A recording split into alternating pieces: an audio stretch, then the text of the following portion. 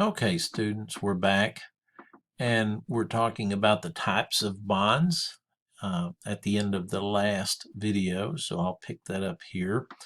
So I had explained about the types of bonds being treasuries, that's issued by the federal government, munis, which is state, local governments, and any uh, groups that are part of those, like universities, school districts, things like that. And then corporations or corporate bonds. Now, another way to classify bonds is right here. So you have four different types of classifications. These are secured versus debentures. Almost all bonds are debentures.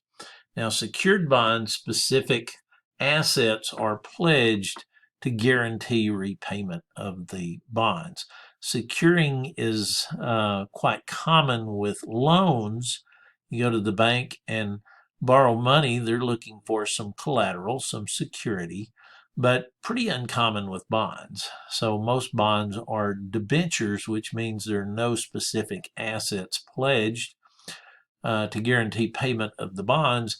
The payment is guaranteed by the good faith and credit of the issuer.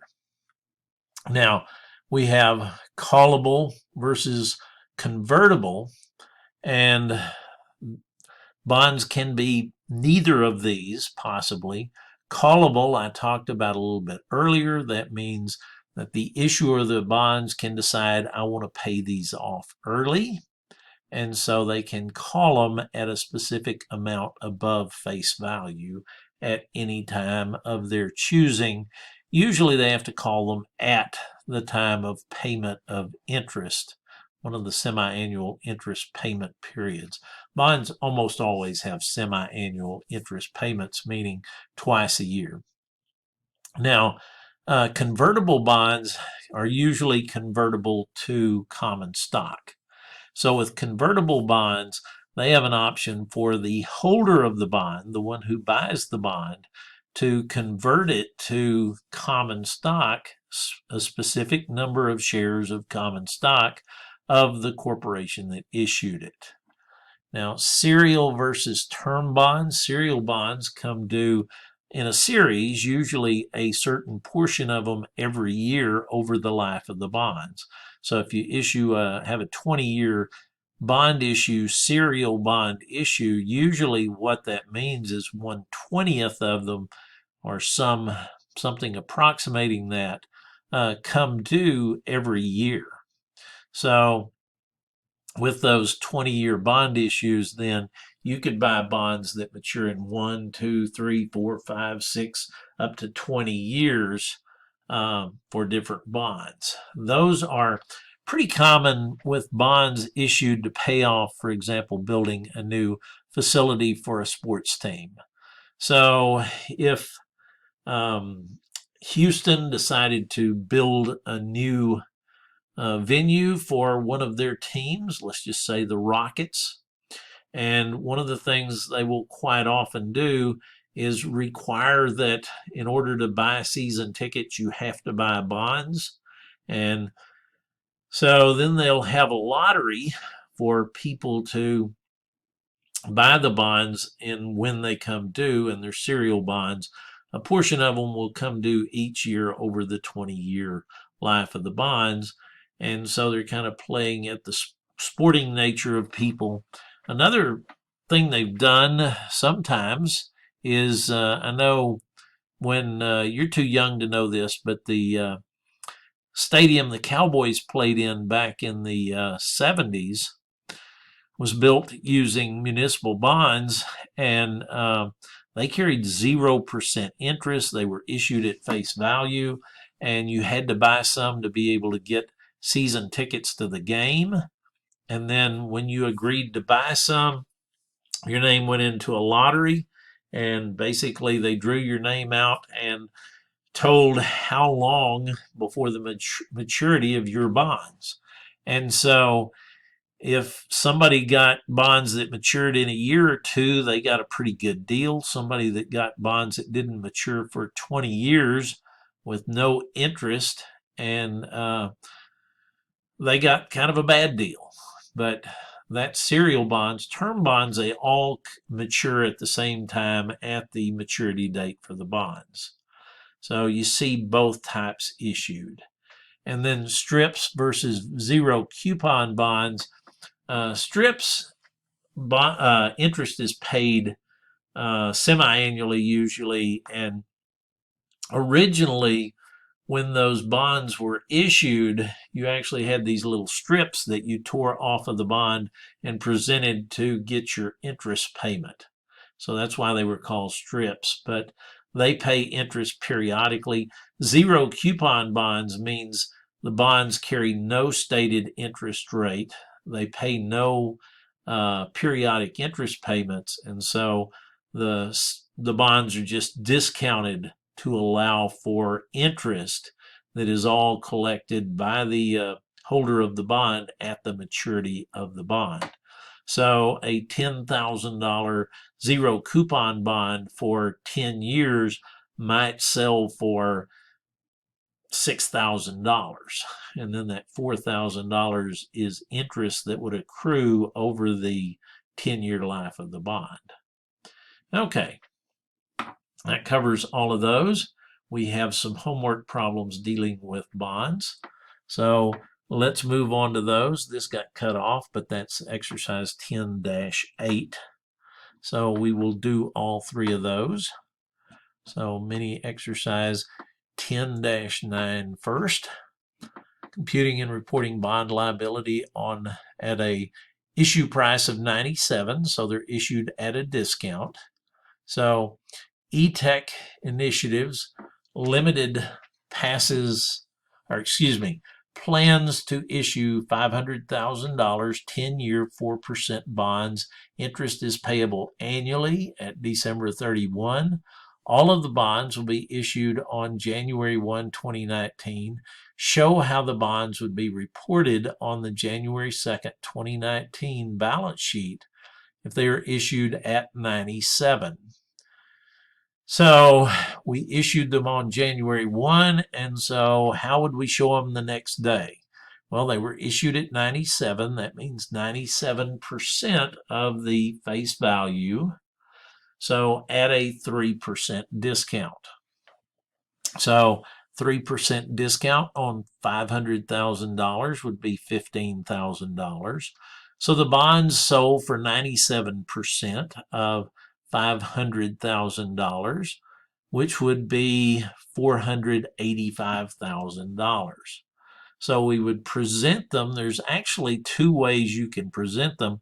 One is to show both the bonds and the discount, and then show the carrying value or net amount for the bonds. And that's what's done here. Bonds payable $500,000 less the discount on the bonds payable gives us the carrying value or bonds payable net. The other way is just to show bonds payable net at $485,000. Usually when that's done, there is a disclosure note that provides information about the face amount, the interest rate, and the amount of discount. Okay, and let's go to the next one then. And basically same scenario, but assume the bonds are issued at 102. So these are issued at a premium at 102% of face value. So 102% of $500,000 would be $510,000. So the bonds would sell for $510,000. So we would show bonds payable of $500,000 and then a premium on bonds payable of $10,000. And again, we can show them two ways. One is to show both the bonds payable and the premium, and then show the net carrying value. Or we can just show bonds payable net at $510,000 and then provide a disclosure note that discloses the face amount and the amount of the premium. Okay, and then the next one is exercise 10-7, And there it is. And let's go over and read the problem. So there we have it. We do some journal entries. So on January 1, Applied Technologies, a corporation, ATC, issued $500,000 in bonds. Sounds familiar, right? That mature in 10 years. The bonds have a stated interest rate of 10%. When the bonds were issued, the market interest rate was 10%. The bonds pay interest once per year on December 31. Required, determine the price at which the bonds were issued and the amount that ATC received at issuance. Well, the stated interest rate was 10%. The market interest rate was 10%. So the bonds should sell at face value. So they will sell for $500,000. That's the amount that ATC will receive. So there we see, because the stated interest rate was equal to the market interest rate, the bonds would have been issued at face value, meaning a quoted price of 100. The amount received at issuance would be $500,000 times 100%, or $500,000. Now, next, looks like we're going to show the journal entry to record that. So, can't find my cursor here. There it is. Prepare the journal entry to record the bond issuance. And so, there's our journal entry. Debit cash for the $500,000 received. Credit bonds payable for $500,000. Okay, and then Part 3, prepare the journal entry to record the first interest payment on December 31, assuming no interest has been accrued earlier in the year. So we're only having annual interest. 10% is the stated interest rate. $500,000, 10% of $500,000 would be $50,000. So we're going to pay $50,000 cash and debit interest expense for the $50,000. Okay, now let's move on to the next one. Okay, so here is the next one. So we have on January 1, Innovative Solutions, Inc. issued $200,000 in bonds at face value. The bonds have stated interest rate of 6%. The bonds mature in 10 years, pay interest once per year on December 31. So prepare the journal entry to record the bond issuance. So they are issued at face value, we're told. So that's going to be $200,000. So again, debit cash, credit bonds payable for the face amount, in this case, $200,000. Now, B part, prepare the journal entry to record the first interest payment on December 31st. So they're paying interest only once per year. So that's going to be 6% times $200,000. That would be $12,000.